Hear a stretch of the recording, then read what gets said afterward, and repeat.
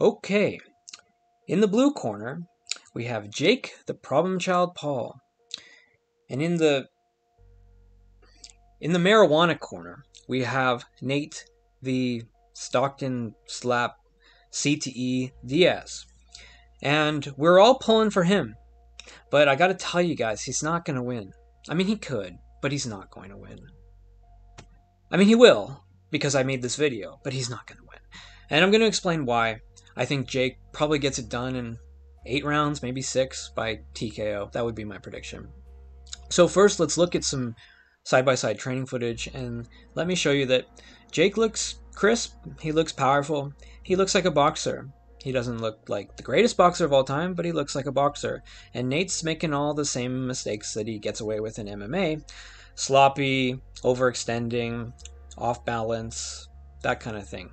Which is fine in MMA, he gets away with it, and I'm about to explain why. So against Leon here, you can see that he is in a weird position, a crazy position. He is throwing a punch from downtown Mexico City, maybe even China. And we don't like communists around here. So, what was I talking about again? Yeah, so he's telegraphing this punch from all the way out in the middle of nowhere. But he's going to land it at least on the forearm, which scores in MMA, but in boxing that's illegal. And this is the type of thing that Nate was known for, was this sloppy, pity-pat boxing that worked in MMA. But why it doesn't translate so well to pure boxing is twofold. Number one is that the gloves are very tiny in MMA. So even if I know what you're going to throw, I still got to be very precise with blocking it. The surface area is just less.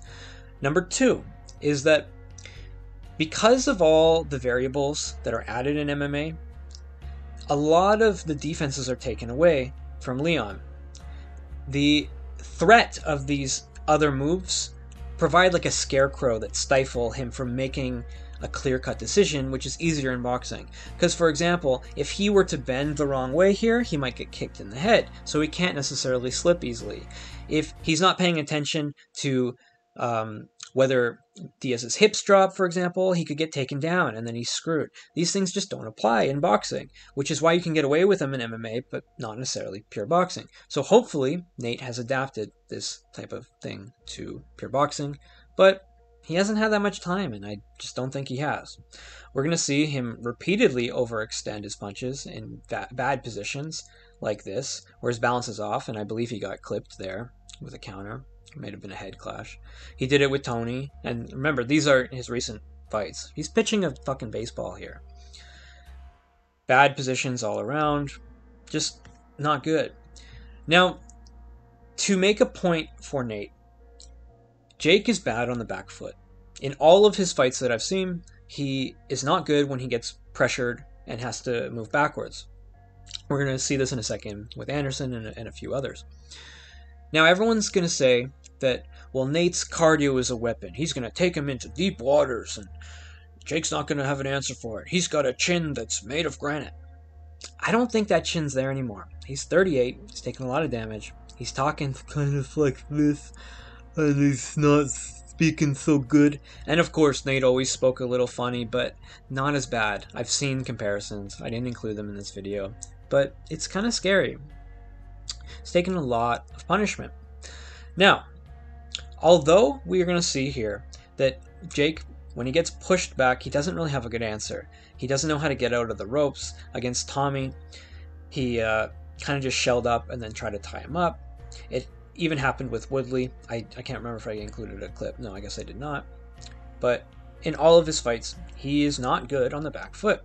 But he has shown some progression. In this case, he fakes low and goes high with a jab. That's pretty good move. And now he mixes it up again and he scores. He's also going to show really good head movement here. He slips again and counters. Pretty good defense and offense counter against a real boxer. Not the greatest boxer, but a real boxer. Against Anderson, who is a southpaw, which is why it's important, a good southpaw, because Nate is a southpaw, which is one of the other questions that people have. Is he going to be able to deal with a southpaw? Because it's hard. I mean, southpaws are complicated puzzles when you're an orthodox fighter. However, we're going to see that he had a really sophisticated answer that showed quite a lot of knowledge, which is he's going to take what's called the outside foot position here. When you're in what's called open stance boxing, which is when you have a southpaw and orthodox, you see how their front lead feet make this shape rather than a closed stance like this, because one is orthodox, one is southpaw, obviously. So the range is different, and you got to do different things to fight. It's just a different dynamic. One of the things is that Jake is going to try to get to the outside of Anderson's lead foot here, because it lines up his rear hand down the center line so that he can attack. Right? What he's going to do is he's going to occupy Anderson's vision with a series of jabs and feints, which is really quite a good move. You're going to see it happen, then he's going to step outside, and he's going to set up that rear shot. And it's not going to be a single shot, it's multiple shots. It's quite a good move. So you see here, he feints, then he does these multiple jabs. He steps to the outside, right? Now he's going to come up with the rear, scores to the body, goes to the head, and he scores again. That was quite a good move, and it showed awareness of how to deal with the southpaw. It's very specific to southpaw, everything he did in that sequence. Now, one of the things that counters that idea that Jake is poor on the back foot, which is true, is that when the momentum shifts, when somebody is pushing him back, and then there's a lull, and then Jake goes back, he scores often, and he often throws that overhand. He's very good at reversing the momentum. We're gonna see it here. So see, there was a pause in the momentum as Anderson was coming forward a bit, and a pause, and then Jake scored. Reverse the position, scored. Reverse the position, scored.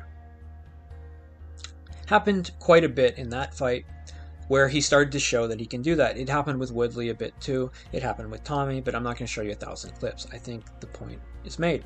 Now, when Nate overextends to hell like that, that's when he's going to get countered by something either tight, which is going to score, or that overhand, which is just going to kill him. It's going to knock him down.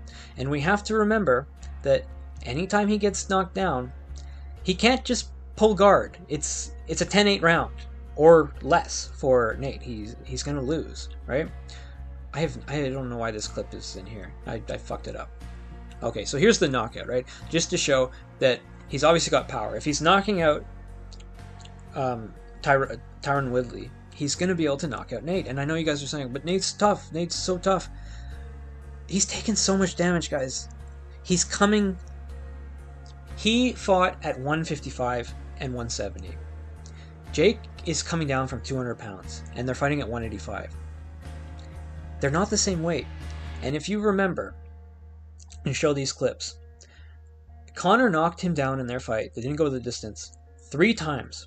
Conor came up from 145 for this fight. I think there was a few fights at 155 in between, but he was a 145 coming up and knocking down Nate. And every time he knocks him down, that's a 10-8 or 10-7 or 10-6. And I'm not sure if they have a 3 knockdown rule in effect, which would mean that after 3 knockdowns in 1 round, the fight is over.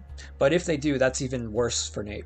So I think that if it goes the distance, even so, there probably might be so many 10-8 or 10-7 rounds from times where Nate overextends to hell and gets clipped and knocked down, mostly off balance, that it's just too much of a deficit to make up. But I think he's going to get TKO'd. I don't think he's making it the whole way. And that's why. So we'll see. I mean, I want Nate to win. I don't really want Nate to win because I bet on Jake, but morally, I want Nate to win. And I'm sure you guys do too. But we'll see.